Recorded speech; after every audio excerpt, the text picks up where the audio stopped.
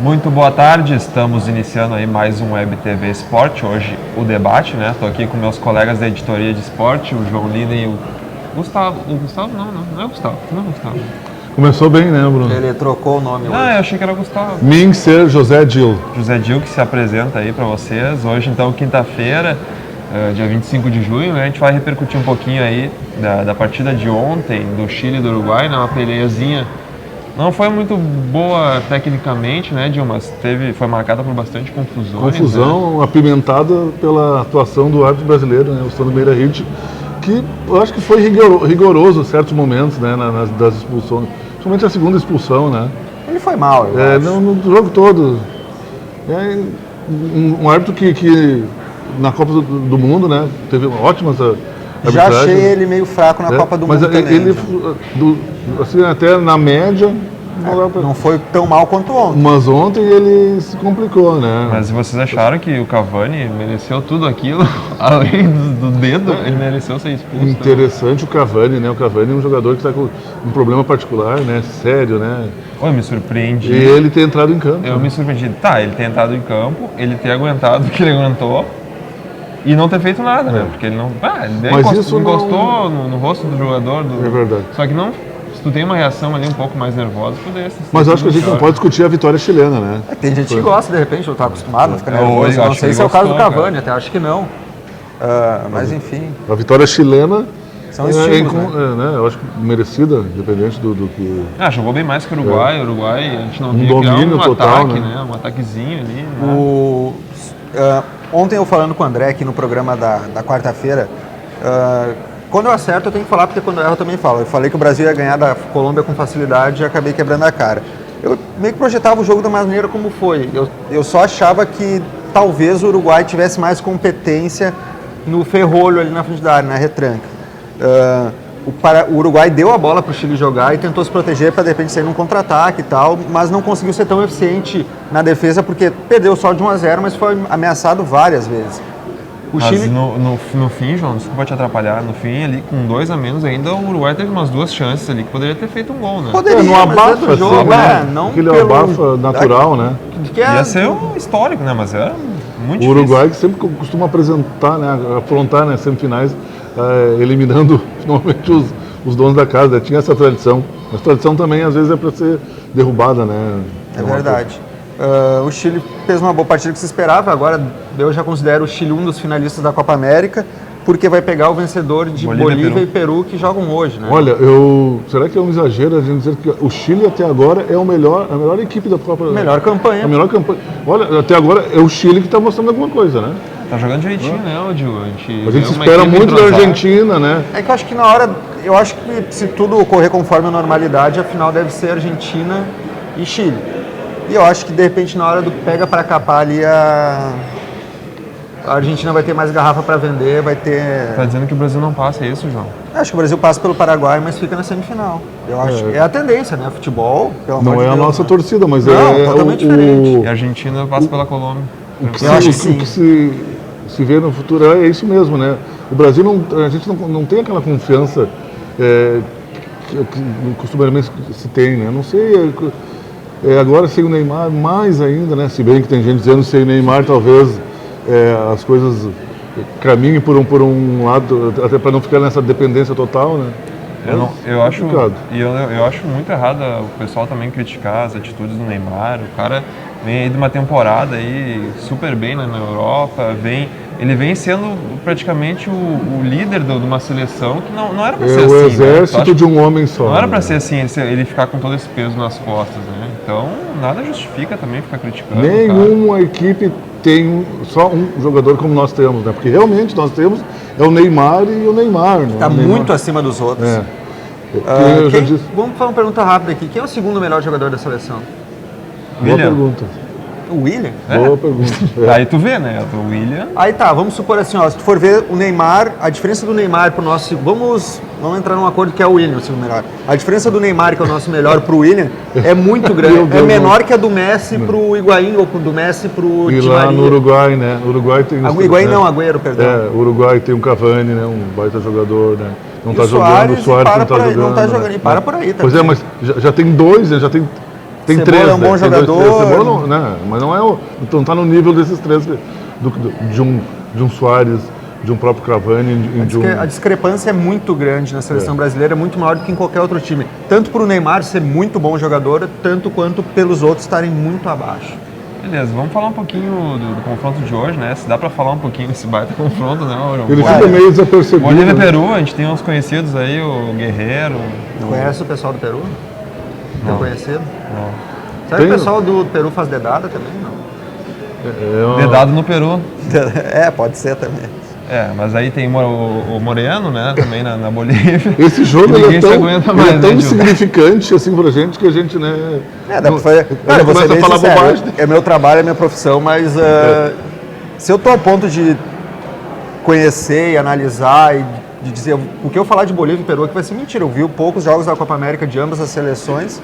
Se eu chegar ao ponto de conhecer a escalação do Peru e da Bolívia, é porque eu não tenho mais vida social, não tem mais nada. Tem muitos outros jogos mais interessantes pra a gente está se pudiando de Bolívia e Peru aqui. Mas na Copa do Mundo, Argélia e Coreia do Sul. Jogão, né, Diogo? Em Porto Alegre. Foi um jogaço. Um jogaço, né? Um jogo emocionante, foi muito bom. O jogo era muito legal. Eu acho mais importante ainda o jogo da Argélia contra a Alemanha, que aí... Também foi... Mas era um jogo que tinha lugar até o último momento para comprar no Beira-Rio, né, durante a Copa do Mundo. Mas foi um bom jogo, né? Quem sabe hoje à noite a Bolívia e Peru não fazem... É que são times com... Um clássico. Tão fracos tecnicamente, pelo menos em teoria, que ainda é capaz de virar um jogo emocionante, lá e cá, com os times abertos, com bastante gols. Eu acho que o Peru passa. A Bolívia é um azarão. A Bolívia acabou ganhando do Equador aí depois de anos sem vencer uma partida pela Copa América. Eu acho que já foi longe demais, já está entre os 8 melhores da América em teoria. É um dos times aí que agora vai começar a eliminatória para a Copa do Mundo, vai fazer alguns pontos jogando lá na altitude, mas ela não conseguiu levar a altitude para o Chile, que é impossível. Por isso eu acho que... Essa Copa América já está definindo os semifinalistas e até agora não empolgou, né? Claro que a gente tem o case brasileiro que não, né? O Brasil não tem nos empolgado, mas eu não sei... Eu acho que empolgados mesmo estão só os chilenos, né? Verdade. Que tem lotado os estádios, que tem feito... Bastante gente, foi 50 mil pessoas. Bastante, muito bonito. Não, foram o 12º jogador. E que torcida apaixonada, né? O tititi, lelele, vai, né? Sempre muito legal. Bom, gurizada, não sei Eles se merecem. vocês têm mais alguma colocação, a não ser a dedada do Cavani lá, sobre Copa América, ou vamos avançar e vamos falar um pouquinho de dupla Grenal? Eu acho que, cara, Copa América, como o Gil frisou aqui, realmente não está empolgando. Não são bons jogos. Ontem o Chile fez um bom jogo, mas até porque o Uruguai propiciou que o Chile fizesse um bom jogo. O jogo terminou com o Chile com 75% de posse de bola. Teve dado momento da partida que... Isso é só para o internauta ter uma noção de como foi soberano em campo o Chile. Mas, na realidade, só o Chile que jogou, né? O Valdívia muito bem, né? A torcida Mas do Palmeiras pode deve isso, estar... né? A torcida O que do Palmeiras acontece com esse jogador, né? cara, Ele vontade tá de jogar... lá em casa, né? Ele ficou 5 anos no Palmeiras. Ele parece estar acertando, né? Com o clube da Fechou, Arábia, né? fechou com... Eu acho que é o Al-Ahly, mas eu posso estar falando bobagem. Mas ele acertou agora, vai para a Arábia, não é mais jogador do Palmeiras. Ele que nos últimos 5 anos foi jogador do Palmeiras, na segunda passagem dele pelo clube, jogou só 47% das partidas. Isso que muitas delas ele nem foi titular ou jogou os 90 minutos. Enfim, eu acho... Não sei quando é que o Valdívia ganha, não me interessa também, mas eu acho que com certeza o custo-benefício do... Mas a coisa que eu vim trabalhar só metade dos dias aqui no Jornal NH, né? E ganhar o salário inteiro, não... Tem um ótimo salário, né? Meu ótimo salário, não posso... Beleza, vamos avançar então, pessoal. Brasileirão, final de semana, Vamos voltar retoma para o aí. Brasil. O Inter volta a jogar, né? Depois de bastante tempo, joga no domingo, né? Será que os jogadores do Inter sabem o que é jogar futebol? Porque depois de uma folga de... E tem uns que estão parados há mais tempo ainda, sem jogar. O D'Alessandro é um caso, que é um jogador que deve retornar nesse final de semana contra o Santos, no Beira-Rio, que está um bom tempo parado. E eu acho que vai ser um grande acréscimo para o time. O Inter tem que vencer. E parece que vai ser uma atitude de leão, né, João? Vai ser uma atitude de leão, né? Jogando em casa. Ah, verdade. Em casa tem que ser o leão, né? Só para lembrar. E parece que o Inter começa a se remontar efetivamente para Libertadores, né? A volta do D'Alessandro, a volta Valdívia do também tem Neymar, expectativa o Valdívia que ele jogue. também pode ser, né? E o Grêmio joga no sábado, né? O Grêmio joga no sábado, recebe o Avaí. Não, desculpa, não, vai a Florianópolis enfrentar o Avaí. O Avaí que o time da nossa colega Gabriela aqui, surpreendentemente, está fazendo uma boa campanha, né? Olha, e assim, ó, eu assisti ao jogo pela televisão do São Paulo Inter e Avaí. Inter e Avaí. Eu tinha certeza que o Avaí lutaria pelo rebaixamento. Hoje eu não tenho mais certeza Não, disso. acho que nós já estamos fazendo uma pontuação boa para quem... Impressionante. E esse jogo contra o São Paulo, o Avaí teve bem. Não, ele foi, apesar de... Ele estava perdendo o jogo contra o São Paulo, eu assisti quase essa partida inteira. Estava perdendo quase os 90 minutos, mas não era assim aquele resultado... Tá perdendo de 1-0 durante quase toda a partida. Mas Era no Morumbi, né? Era no Morumbi, exatamente, mas não era aquele jogo assim que, São Paulo massacrando, soberano. Não, o Avaí fez uma boa partida, tanto é que o André Lima empatou no finalzinho, deu um empate. Eu acho que da campanha do Avaí, tu perder pro Inter em Porto Alegre, não ok, é nada, mesmo o Inter nada com os mal. reservas. Eu acho que o que saiu um pouco da curva, ou da linha, ou da tendência, foi os 4-1 que eles perderam pro Atlético Mineiro em casa. Não tanto pela derrota, mas pela goleada. Mas aí ele foi, Goiás ganhou do Goiás, né? Ganhou do Trouxe Coritiba em Coritiba. Ganhou do Curitiba, trouxe um ponto de São Paulo. Olha, o Avaí está aí se credenciando a permanecer, né? Ficar na parte de cima da tabela. Acho bem difícil, mas... E deu, acho né? Acho que também. Libertadores já é um delírio, a torcida havaiana pensar em Libertadores, mesmo esse vai chegar ali mais pro fim do campeonato, quando o foco de todas as equipes estarão voltados E para o sempre Brasileirão. lembrando, né, que Santa Catarina tem 4 times na Série A. Mas pro ano que vem vai ficar 2 no máximo. Olha. Ô, João, Isso não subiu o Criciúma, né? e lembrando também, o Grêmio não conseguiu vencer fora ainda no Brasileirão, né? Não, mas o Grêmio jogou menos que o Inter, né? O Inter jogou 5 fora, o Grêmio jogou 3, empatou com o Goiás, perdeu pro Coritiba e perdeu pro São Paulo. Amanhã nesse fim de semana, sábado. É um jogo difícil até para essa campanha boa que a gente ressaltou do Avaí, mas é um jogo vencível, vamos dizer assim, né? A gente sabe que a presença gaúcha é muito grande, muito forte em Florianópolis. Está previsto um sábado de sol, né? Exatamente. Deve ser estádio cheio. Fora os O Avaí, torcedores que gostam de acompanhar o Grêmio, que vão sair daquela região metropolitana, do litoral norte para os ir. gaúchos de lá, né? Exatamente, os gaúchos lá, acho que o Grêmio vai ter um bom apoio de torcedores. É uma partida que o Grêmio pode trazer os 3 pontos. O Avaí vindo esse bom resultado em São Paulo. Né? Se a ressacada não encheu dessa vez, não sei quando, né? É verdade, é um jogo que tem tudo para encher, né? O Grêmio, assim, fazendo essa boa campanha, assim como o Avaí, o Grêmio é 6º colocado hoje. Se vencer, eu acho que entra de vez no G4. O Grêmio perdeu uma posiçãozinha, até ontem era o 5º. O Fluminense recebeu a Ponte Preta ontem no Maracanã, encerrando a 8ª rodada do Brasileiro. Venceu a Ponte por 2-0, acabou passando o Grêmio. Mas só no saldo de gol, o número de pontos é o mesmo. Por isso eu acredito que se o Grêmio vencer, alguém ali da frente vai tropeçar e ele ingressa no G4 aí sim para consolidar bem esse trabalho que o Roger está iniciando e até dar tranquilidade para os jogadores, dar confiança para os jogadores seguirem nessa batida rumo, no mínimo, a Libertadores de 2016. A gente acabou falando bastante de Copa América, mas a gente não falou no Brasil, né? A gente falou um pouco O jogo do Brasil Neymar contra o Paraguai, dependência, né? Acho que é interessante a gente falar também, né? O Brasil tem essa decisão, tu acredita que o Brasil vai passar, mas não passa pela Argentina depois, caso a Argentina... Mas a gente sempre tem essa... o clássico, ele é difícil, né? Mas o clássico, normalmente, é imprevisível, né? Claro. E quantas ultimamente, o Brasil tem passado pela Argentina, né? O Brasil tem se dado muito bem contra a Argentina. Realmente, contra a Argentina. A gente tem medo da Argentina, mas eles também têm medo do lado de cá, né? Que eu acho que chega naquela hora do clássico... Sem o Neymar, a diferença entre as duas equipes ficou tão grande que é capaz de... Eu diria que seria até uma zebra uma vitória do Brasil. Por mais que as camisas... Que a camisa do Brasil até é muito mais pesada que a da Argentina, com toda a tradição do futebol brasileiro, enfim, com bons jogadores que a gente tem. Eu acho que se o Dunga, de fato, pegar a Argentina... O William já estava dizendo que ia enfrentar a Argentina, né? O William, já passou do Paraguai, já passou do Paraguai, a Argentina já matou a Colômbia. Isso é coisa de guri que está começando. Tem que botar em prática isso no campo, né? Exatamente, não pode.